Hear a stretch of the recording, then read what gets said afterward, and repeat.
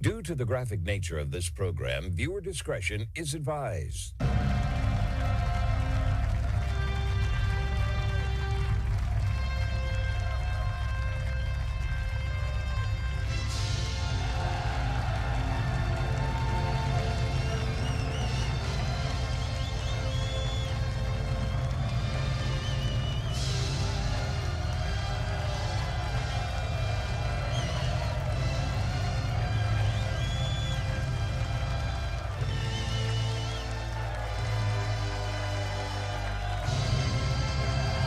Hello, everyone. It is the Thursday, January 29th, 2026 episode of The Marco Dre Show.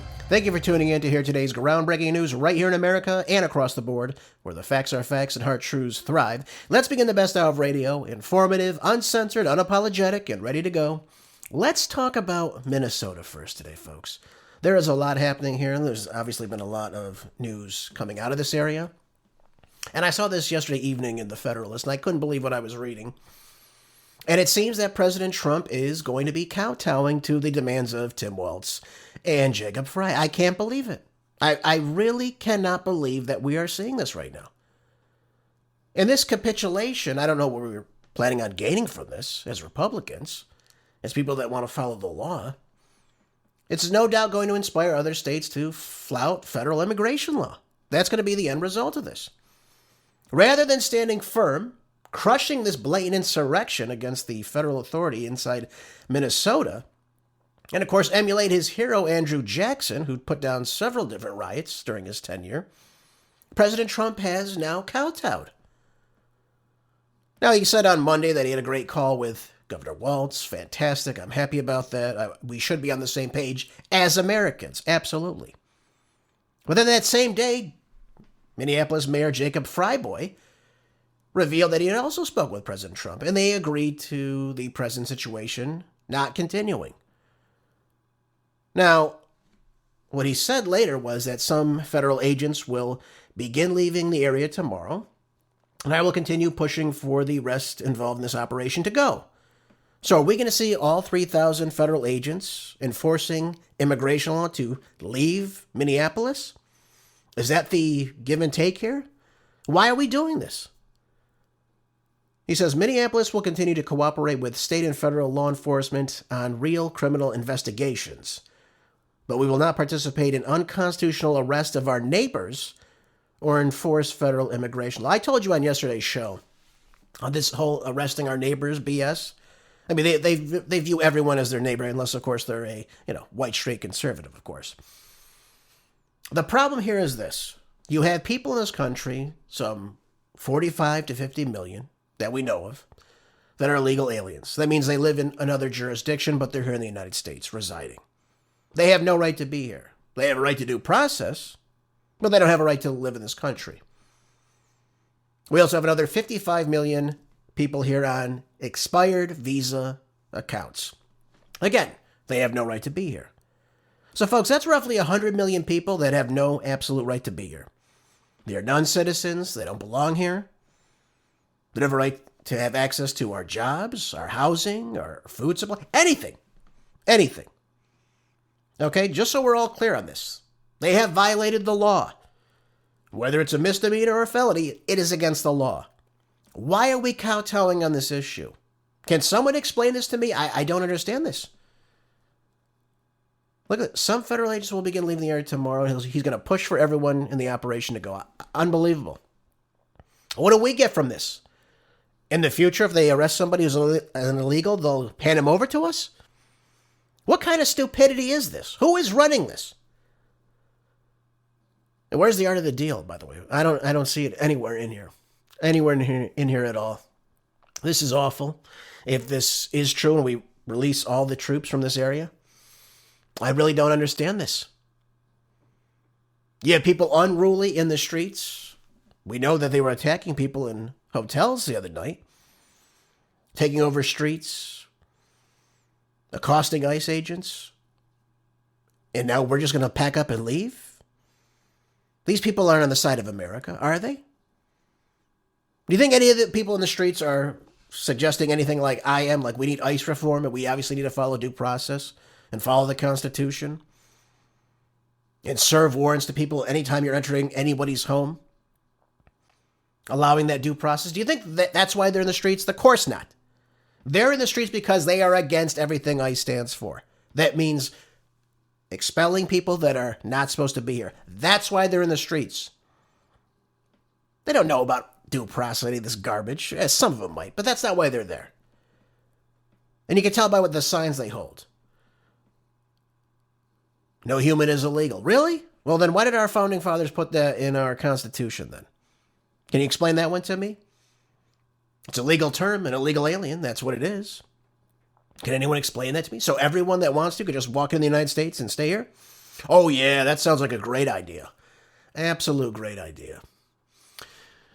Tom Homan went to Minneapolis himself, and he met with Governor Walz on Tuesday. And in the meeting, Walz demanded an impartial investigation into the Minneapolis shooting involving federal agents, a swift, significant reduction in the number of federal forces in Minnesota, and an end to the campaign of retribution against Minnesota. What would that retribution be, by the way? Can anyone explain that? Could it be the massive fraud that you're trying to cover up, by the way, Governor Walz? One can only imagine. So let me get this straight. A state governor is going to dictate to the federal government, whom under the Supremacy Clause has the right to be in that state, it is going to stop them from conducting federal immigration laws written by Congress, signed by a president, and approved by the judiciary. Is that where we are right now? I think that's where we are. By the way, I'm fine with the whole investigation involving the incident that took place last Saturday, 100%. And if anyone's unjustified, they should be fired and sent to jail, 100%. But what is this whole nonsense that we now have to cease any type of federal law enforcement in Minneapolis or in Minnesota? Where does he get off on this? They really have no say in this. So here the governor and Homan agreed on the need for an ongoing dialogue and will continue working towards these goals. Good. Fantastic. Fantastic. Where does that leave us, though? Where does that leave us? Nowhere. That leaves us nowhere. This is a sanctuary state in a sanctuary city, by the way. That's what Minneapolis is. And others have watched this. They're seeing what's taking place in Minneapolis during this issue right now. And they're eager to see if Trump is going to hold or if he's going to crumble. And it seems like they're watching him fold. Unbelievable. Again, none of this had to take place, by the way, had the state and local police done their job, protecting the ICE agents themselves. None of this had to happen, folks. And they're going to view this as a big, obviously, victory for themselves. And they openly can now defy federal law. All they have to do is input their radical activists into the streets, assault some federal agents, fire up their base, and there you go. You have no more immigration enforcement in the state of Minneapolis, or whatever said state they would like that to happen. Unbelievable. I'm beside myself here.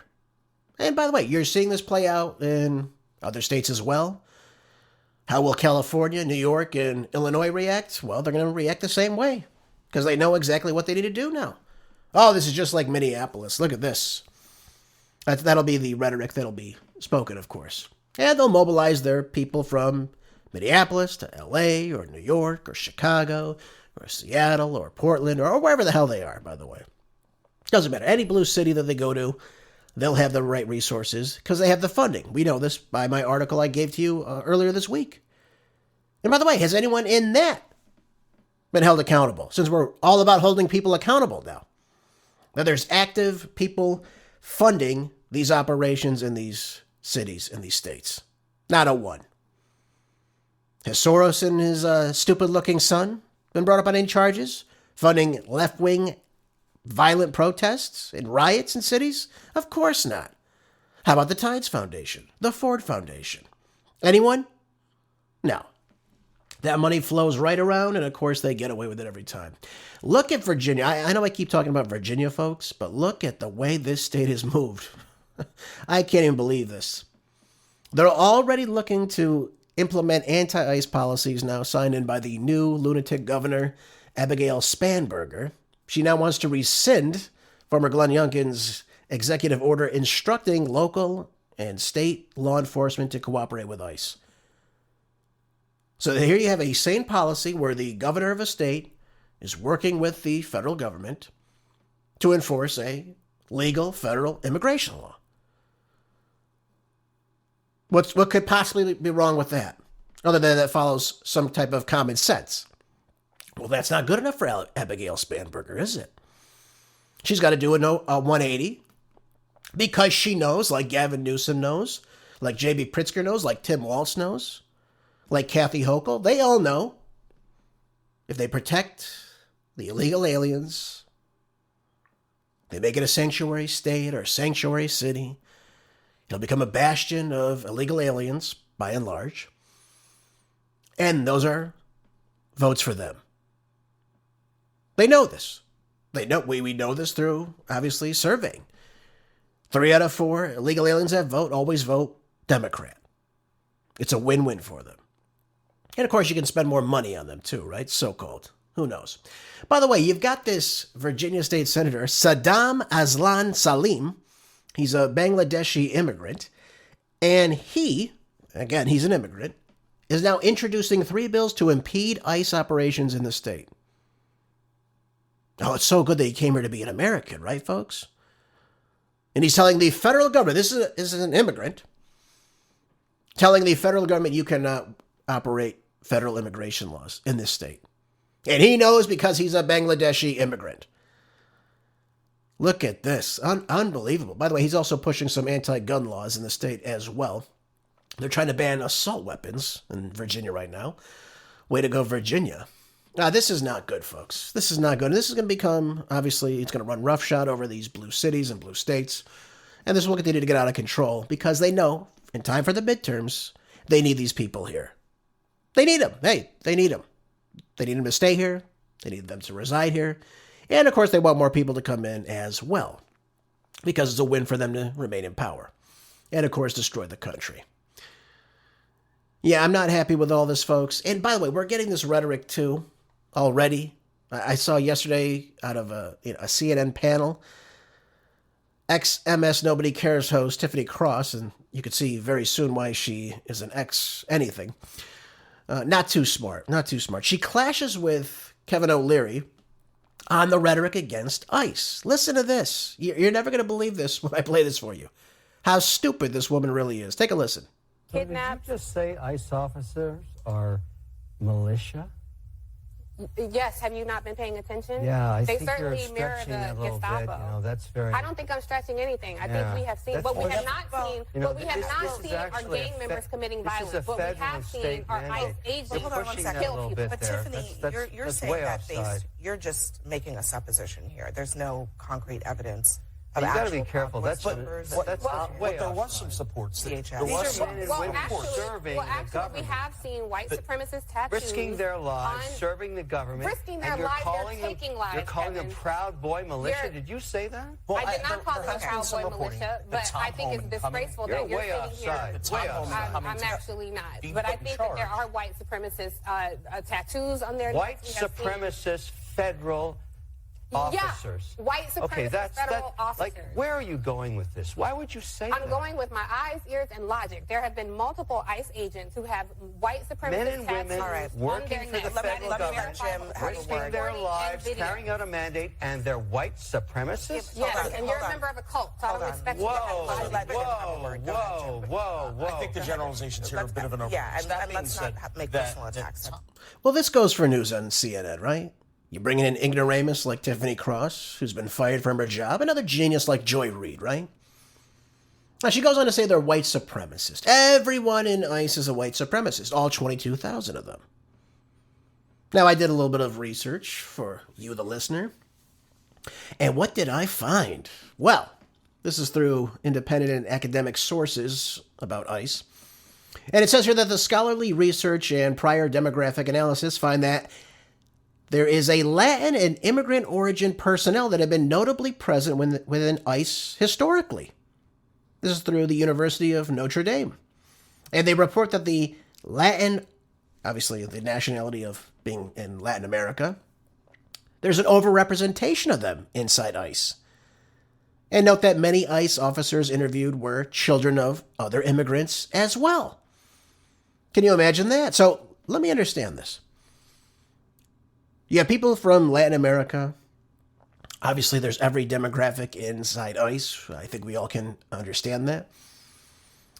And yet we have an overrepresentation of people from Latin America inside ICE enforcing federal immigration laws to remove illegal aliens from this country, which again is legal.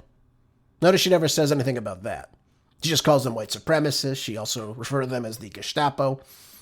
I'd love to know her World War II history. I doubt much is there. But she knows the right words to say to fire up the audience, right? They're the Gestapo. You're in a cult. Shut the hell up, you idiot. Not much happening between her ears, I don't think. So obviously she's incorrect here. So let me understand this, though. People from Latin America are working in a white supremacist organization. By the way, most people in Latin America are white, too. I don't know if the idiot knows this. Yes, there are mixed race people of every race. Obviously, indigenous cultures in Latin America, just like in the United States, by the way. But she says that they're white supremacists with white supremacist tattoos on their necks. But where has anyone seen this? I've seen a lot of ICE officials out in various news articles and what have you, especially on social media. I've yet to see anybody with a neck tattoo that is white supremacist, especially when their faces are primarily covered. Their whole bodies are covered. So where's this racist white supremacist tattoo on their neck that nobody can see because their faces are covered? Their whole bodies are covered. You see how these idiots lie to you day in and day out? And they get away with it because they're on CNN, the commie news network. So naturally, it just goes away. Well, look at this. I'm looking at Reuters, too, right now. It says, Homan also intended to reduce the 3,000-strong force of agents deployed to the city after what he called productive meetings with the governor and Jacob Frey, the mayor. He said, we can do better. We made some significant gains, significant coordination and cooperation. Well, listen, if they're not going to follow the law, then I don't understand why you would remove any troops. You should say, hey, we'll remove the troops as soon as, agents rather, not troops. We'll remove the agents when you allow us to conduct what we see as, obviously, carrying out federal immigration law has ceased. That's the way it should be. They don't have a say in this. And now we also got a newly released internal memo from a high-ranking immigration and customs enforcement official.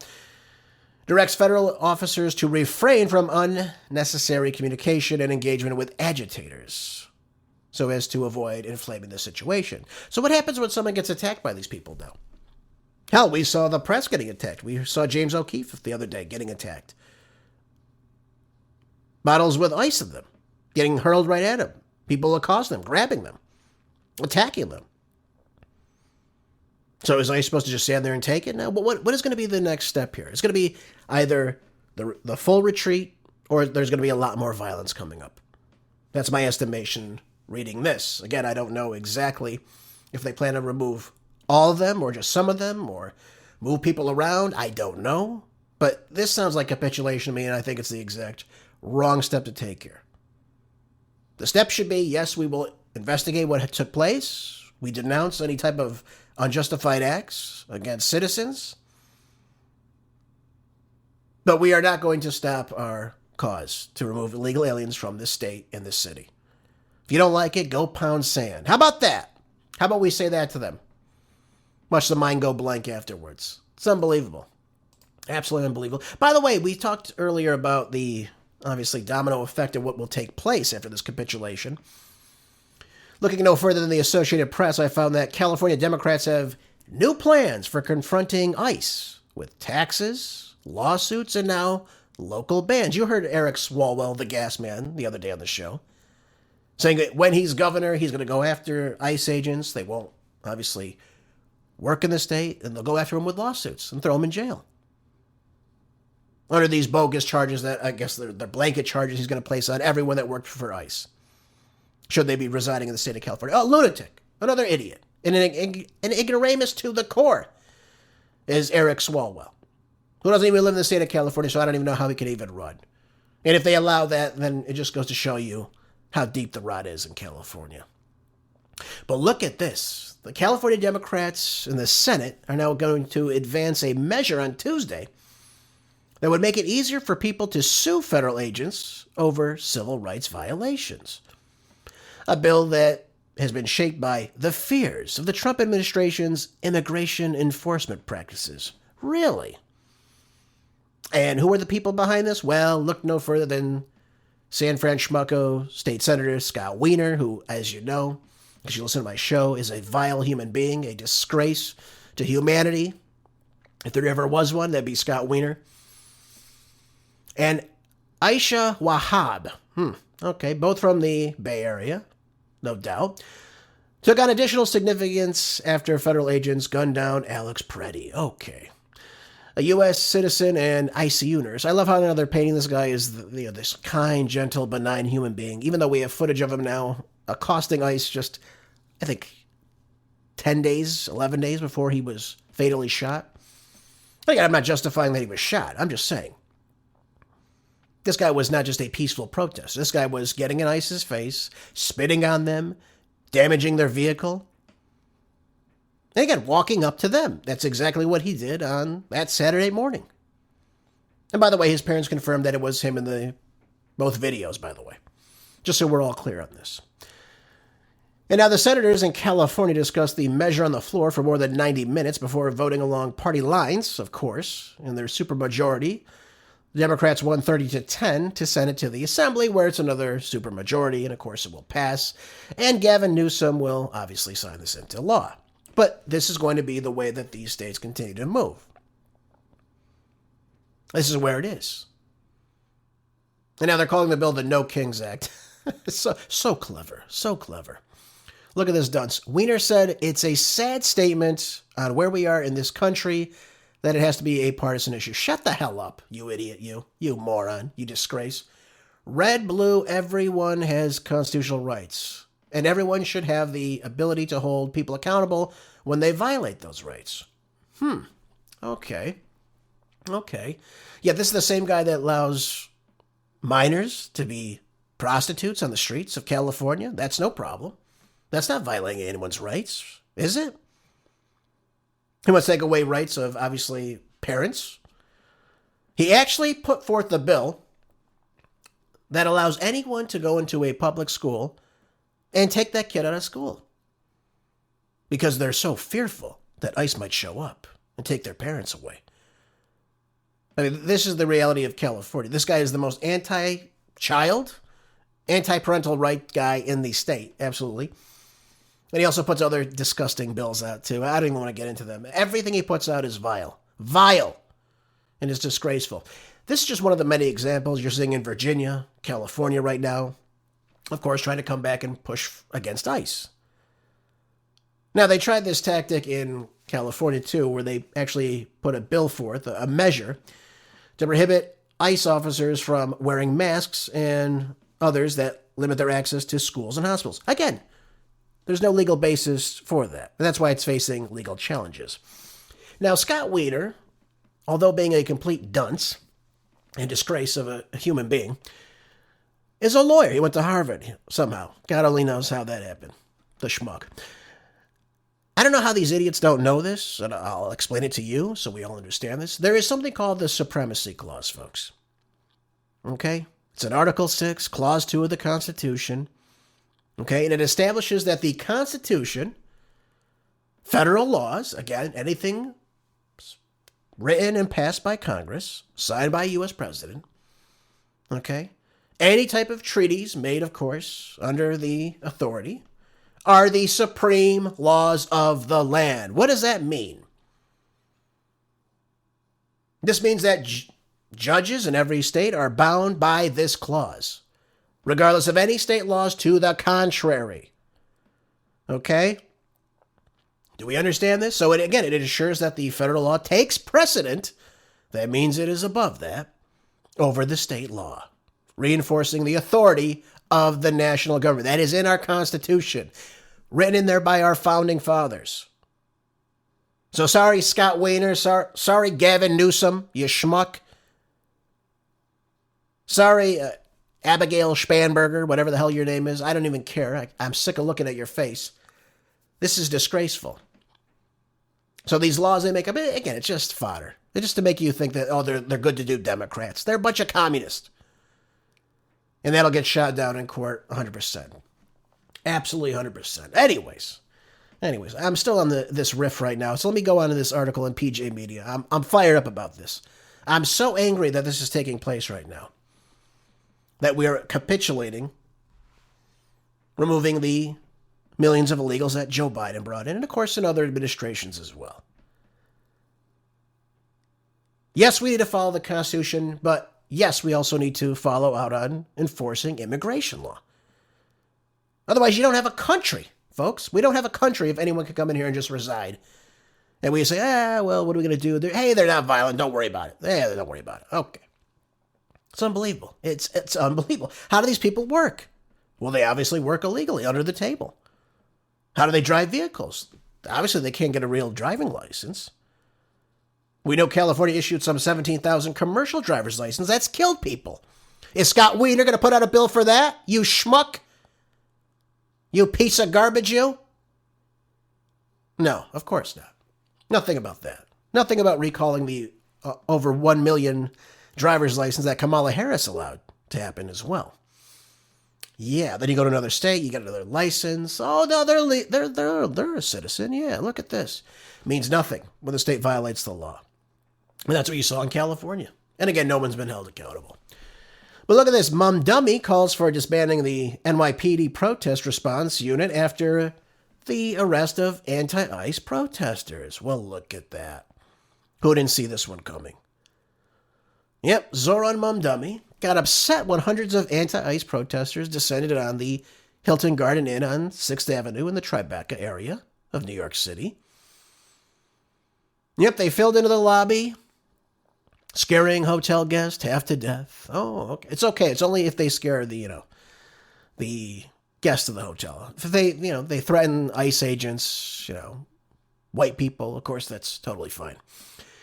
The anti-ICE fanatics were demanding that the hotel refuse to give rooms to ICE agents. Wonderful. They should be sleeping on the streets, right? Maybe they can get a room in the Roosevelt Hotel like the illegal aliens did. Who knows? So he wasn't angry at the protesters. He was angry about the NYPD Strategic Response Group, right? This highly trained group of officers that are located in all the 5 boroughs who respond to protests as well as to terror attacks in the city. Obviously, there's a rich history of that in the city of New York, right? For obvious reasons. Look at 9/11. Anyways, they ended up arresting 64 different protesters, citing them with trespassing and other minor offenses. Yeah, how about civil unrest, right? Going into a private establishment, screaming and yelling, threatening that you must do this. Hey, get the hell out of here, these idiots, these communists. I can't take it. But again, it was too much for Zohran Mamdani, the city's new socialist mayor. And what did he say at a press conference on Wednesday? We don't believe that there should be a unit that has both counterterrorism responsibilities and responsibilities to respond to protests. That conflation of the two is part of the issue. Oh, really? So who's going to handle the civil unrest then? Mr. Zohran Mamdani? Who's going to do that? Why would you disband what most police officers believe is a very effective unit in keeping protests from turning violent? This is part of his plan. This is the catalyst to get rid of them. And obviously the local police are not as skilled as this highly trained group in quelling, mitigating these protests, these violent acts that we see in the streets, right? But again, this is all part of the plan. This is what they want. They want to get rid of these groups. They don't want them responding to this. They want this to unfold, right? This is exactly what they want. So now we have the two-faced socialist charlatan who's now trying to disband this unit that steers protests from turning violent. Only in America, folks. Only in America. And again, we talked about defunding the police. He was once a very vehement caller for that to happen. So now it just piece by piece, he's going to nitpick. He's going to go through things and figure out, hey, this group goes against these protests that we want to get out of control. So we're going to tell them to stand down. We're going to either defund them, we'll reduce the numbers, or we'll tell them to stand down. And that'll be one step in the direction where he gets what he wants that way. Yep, and again, it's just going to be this domino effect all across the country, folks. Any response to these violent protests that, again, accost ICE agents, these blue mayors in these blue states are going to figure out ways to get around it. They'll use that as a reason to quell any of the enforcement of rounding up illegal aliens. And this is how they win. It's pretty clear, folks. To me, it's as clear as mud. By the way, before we go on, New York City, if you can believe this, is now going to be projecting a $12.6 billion deficit in their budget over the next 2 fiscal years. Look at this. Can you believe this? No, he's blaming it all on, this is Mamdani again, he's blaming it on Eric Adams and Governor Cuomo. Yep. But now, what is he going to do as a response to this, folks? Well, he's got to tax the wealthy. That's Mamdani's plan. It was his plan from the start. He's got to tax the wealthy people.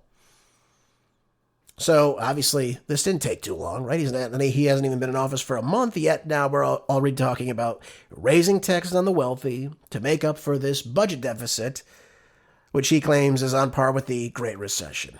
Well, I think we're going to see the U-Hauls fire up. I think we're going to see people really starting to leave now that he's openly talked about this. And there'll be people that will try to evade this. Whether they go to Long Island, New Jersey, maybe upstate New York, who knows where they go. Maybe they go to Florida. Florida real estate was booming once they figured out that this schmuck was going to win. Yeah, so they've got to figure out a way to make up this deficit. And of course, it's going to fall on the uber wealthy. And when that fails, it will go to the next group of people. And the next group of people. Then it'll be on everybody. And everyone will be equally poor. That'll be great.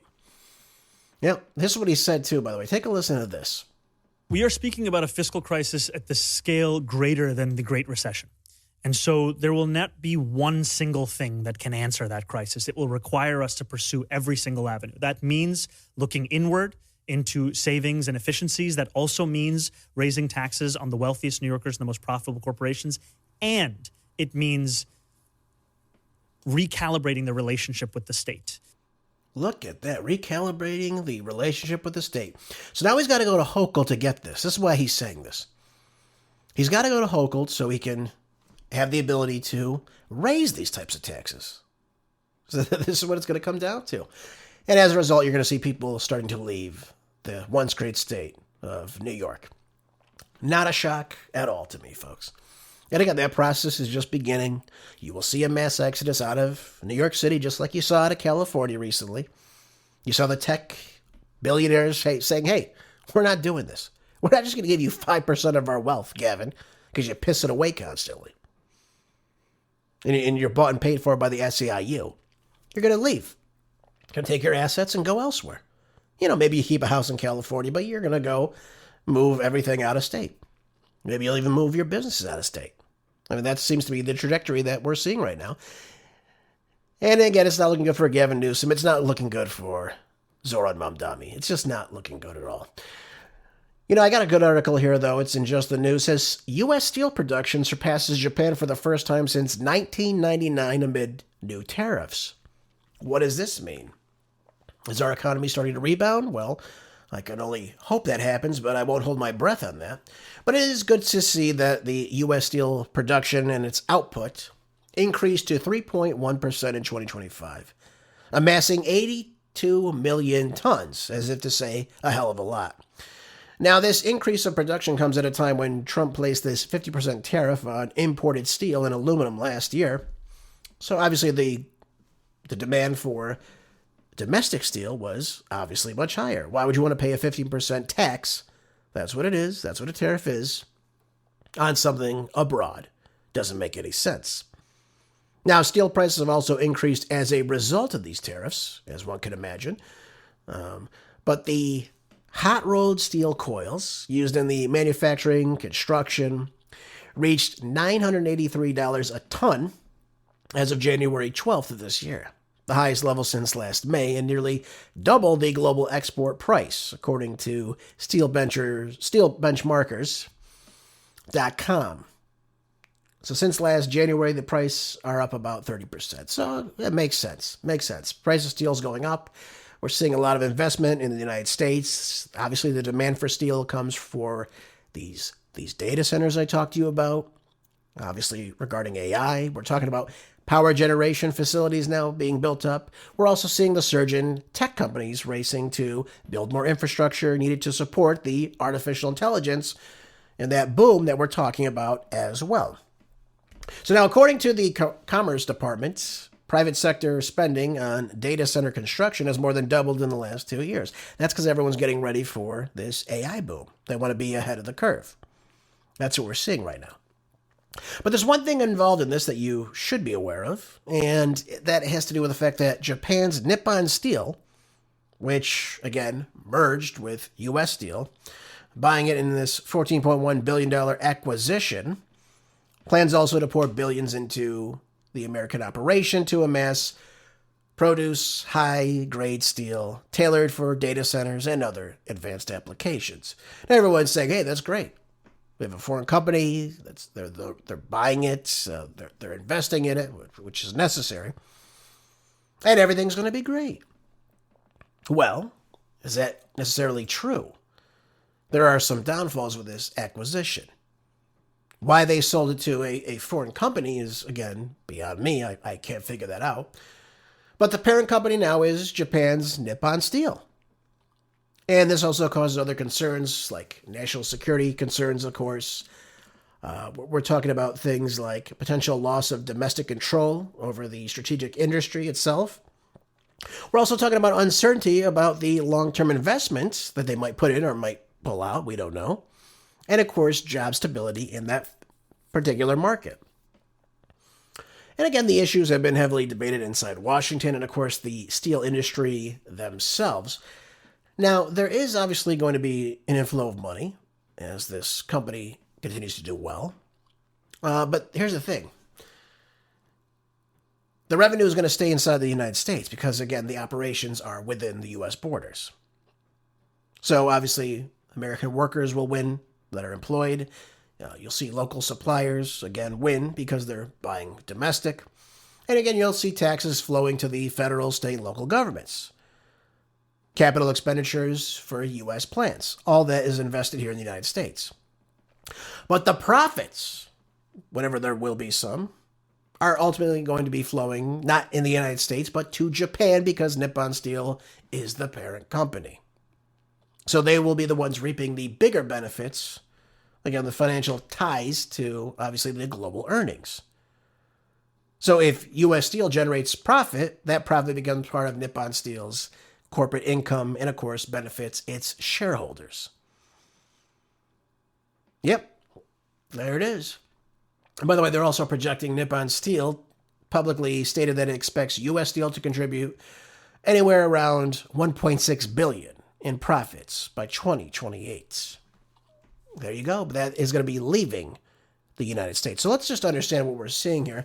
And again, they're investing a lot. They're investing $11 billion into the United States plants to, again, modernize and, of course, improve their own profitability. But again, some of the money is going to be outsourcing because that is the parent company by and large. So I just thought I'd share that with everybody. So there's some benefit to it, of course, keeping some of it here. But why would we sell to a foreign company? It's beyond me, folks. I don't understand our federal government that allows foreign investors to come in and buy up American brand companies. I don't get it. Just like I don't get people that allow people from foreign countries to buy our farmlands. I don't understand it. You're pricing out American farmers. It makes no sense. Oh, by the way, Breitbart has another article similar to this. It says U.S. manufacturing productivity rose more than initially estimated in the third quarter of 2025. And it looks like the manufacturing sector increased at a 5.4% annual rate in the third quarter, revised up from 4.7% gains in the preliminary estimate. Again, that's very, very good. Obviously, I told you before, manufacturing is the key.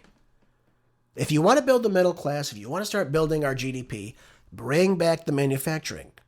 I don't know why Donald Trump is not honing in on this more. I really don't. This sector should be booming. And when we start to see that boom, we're going to be very, very happy about this because it's going to provide good paying jobs to skilled Americans. That's what we want to see. Now, output in durables was revised higher to a 3.6% increase, while hours worked fell 1.7%. Now, for the total manufacturing, productivity rose at a 3.7% annual rate, revised up from 3.3%. Manufacturing output itself was revised up at a 3% increase, while hours of work fell 0.7%. So what is the big takeaway from this? We're seeing manufacturing increase in many different levels across the broader economy. The revision left the headline picture unchanged. Now we have non-farm business productivity rose at 4.9% annual rate in the third quarter, same as previously reported, as the output increased at 5.4%. That's good. Unit labor costs for non-farm businesses sectors fell 1.9%. So, what does this all mean for us, though? Now, economists have described the productivity for these improvements as disinflationary. Yes, absolutely, because you have improved productivity, allowing for a faster pace of economic growth, while you have wages gaining without pushing up the prices. See how you can use AI for a good thing? Now, ultimately, the technology increases in the productivity, among other things, which has been a basis for rising wages, is obviously evident. And it may not happen immediately, but over time, what this enables is incomes to rise over time at the same place you see rising productivity. This is good. This is what we want. We need to see far more of this. Okay, I'd love to see that skyrocket. I think you would too. But let's look at this for a second here. Let's talk about the wages. Yes, the wages. That's what we all look for in these manufacturing jobs. In the manufacturing industry, in the United States, we have seen wages go up for workers across the board in manufacturing in that industry in 2025. What did they find? Well, they indicated that the manufacturing careers continue to offer excellent wages with an average industry salary of $135,525, reflecting a 13.1% increase. Can you believe this? That is good, folks. That is outpacing inflation. That's what we need, because wages across the board are fairly stagnant outside of this sector. And again, this increase is attributed to various factors, including, again, the demand for higher skilled workers and the overall economic conditions in order to produce such. So again, that is very, very good. I'm happy to see this. So, is the economy on the rise? Is this good? Is this going to grow? Are these investments starting to get here? What are we seeing here as a result of this? Now, I don't know for sure if this is going to stick. I don't know if it will continue in 2026, but we saw 2025 end with some bonuses to that and some growth. So I am happy to finally start to see that. I don't know that it's indicative of the overall economy. I don't believe so. Based, again, what we're seeing with the price of gold and silver, by the way. By the way, I found out yesterday through Larry Johnson's great analysis on one of the shows I was listening to. Silver right now is in high demand for a lot of the missiles that they're putting together in a lot of parts of the world. They're using something like 400 pounds to, I think he said it was either 400 or 4,000 pounds of silver are necessary for each and every missile that is being used. That's a lot of silver. Could be another reason why you see the price of silver beginning to skyrocket, too, along the side with gold itself. Again, as you see the value of the dollar drop. So we've got to work, there's a lot to work on, obviously. We're not out of the clear yet, but things tend to be getting a little bit better across the board here. And I think you're going to start to see, at least I hope, I can't be sure, but I pray to God that we're not going to be seeing a recession worse than what we saw in 2008. That would be god awful. So let's pray. Let's hope so. But again, my predictions are showing, especially if we get into this war, things can get bad very, very quickly. And that's why a lot of people are saying we got about 5 or 6 months before this economy goes bust. And the same thing goes with the AI bust that's going to take place, more than likely, as a result. And of course, you have the housing bust as well. When you have 20% of all the real estate not being used, eventually these people file for bankruptcy, they default on these loans, and then the banks go as a result of that. So that's going to be a very tragic thing, should that happen. And by all estimates, that is going to happen. So let's just keep our eyes on that as time goes on, because the economy is not booming like we would like it to. Even though we're seeing some improvements across things like manufacturing, we're seeing the steel market increase, what have you. We need to do a lot, folks. We're not on the clear yet. Just wanted to share that with you. All right, let's move on. What can we go into next? Let's go to this article I have from Just the News. We can expound on this greatly. It says here that the FBI searches Fulton County election hub more than 5 years after the Georgia 2020 election probe began. Better late than never? I think so. So what are they doing here? Why are they here? What are they actually going to forensically audit these voting machines, like I've been saying for this entire time? Well, one can only know. So the raid comes amid the Department of Justice lawsuit against Fulton County over the 2020 election results, and years after the governor referred the audited November 2020 election results to the Georgia State Election Board. So here's what the FBI is doing. They're going to be conducting court-authorized law enforcement activity. No other information is available at this time. Why are they not auditing these machines? If they want to get to the bottom of this, what you need to do, of course what you should do, is audit these machines. What do I mean by that? That means you go into the machine. You have to take out the source code that goes into all of these. By the way, they're all connected to the internet. You go in, you take that source code, and you analyze it. And that will show you if the machine has been tampered with. That's the only way you can figure it out. The only other way you can do that is if you were to compare paper ballots, which we don't have, to the electronic results. So we obviously don't have that because we don't get those results back. So this is a major problem. This is why I've been shouting from the rooftops. We need paper ballots. We need to go back to paper ballots. We need to count by hand. I know it's a bigger pain, but again, we got election results the evening of the election, not weeks after the fact. Just go look at California. They know who wins all the big races the minute after the polls close. And then all the other really important races, they stagger for weeks on end. Counting ballots. Ballots coming in late. That shouldn't be the case. We need to have election day, number one. That should be what's happening moving forward. We have to have election day. Everything gets counted on election day. Okay? And yes, you certify later, that's fine. But you know who has won the said races on that day. There's no waiting around. Okay? We don't need this. So the FBI is now conducting court-authorized law enforcement activity. And the FBI told Fox News that FBI Atlanta was executing a court-authorized law enforcement action at 5600 Fairburn Road. Our investigation into this matter is ongoing, so there are no details that we can provide at the given moment. Okay, so obviously people are upset about this, particularly the Democrats, of course. The DOJ filed a response arguing that Title III of the 1960 Civil Rights Act provides upon a demand from the Attorney General to any person having custody, possession, or control of any record or paper relating to any application, registration, payment, or poll tax, or other act requisite to voting, such record or paper shall be produced. That's interesting. So they could be looking at the voter rolls, for example. That should be updated, I would say, at least every 10 years, you would think.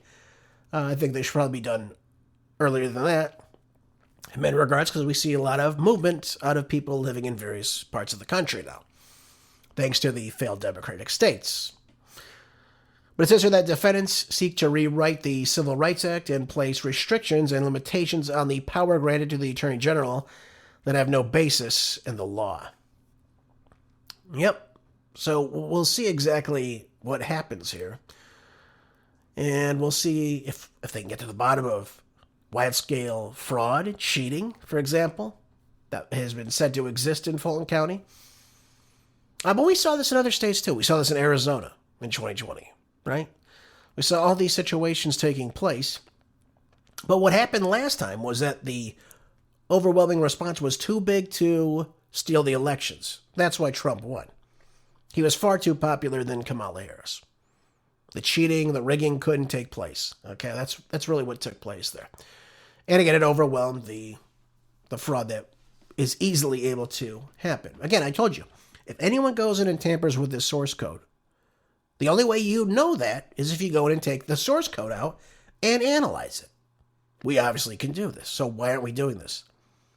In any state that used electronic voting machines, whether Republican or Democrat, but especially in the states where we had electronic voting machines and no voter ID, that means obviously you don't show your ID when you go in, those should be looked at first and foremost, I would have to say, don't you?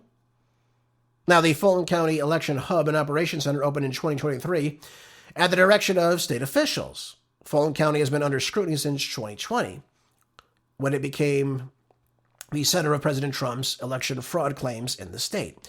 Now, the Georgia Republican Party said that they're calling for full transparency and accountability into the FBI's raid of the election hub. Good. We should. 100%. Why wouldn't we? So my question to you is, why are we stopping in Fulton County? Why stop in Fulton County when, if this could happen in Fulton County, in a red state, you don't think it can happen all over the country? In these blue enclaves, especially in these blue states? I think we can get to the bottom of a lot more should we go looking for it.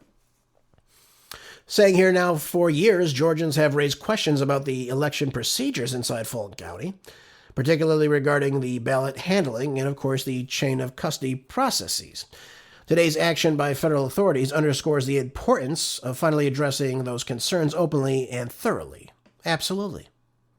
I mean, it's said perfectly there. We need to get to the bottom of this. And again, the state should be open to sharing with the federal government their procedures, their election machines, so we can see if everything was according to the book. And if it's not according to the book, who needs to be held accountable for that? Obviously, there's people controlling this and behind this. Now, Georgia GOP Chairman Josh McCoon said that today marks a major step towards truth and accountability. The FBI's execution of a search warrant at the Fulton County election hub is long overdue. Georgians have waited years for real answers about what happened in 2020. Getting out every detail is important. Yes, it's critical, very critical. And we have also irregularities confirmed now, what we're seeing as far as the processes that took place. And we need to get to the bottom of these. We see this in other parts of the country as well. So why stop in Fulton County? Why not go to LA County, in San Francisco County?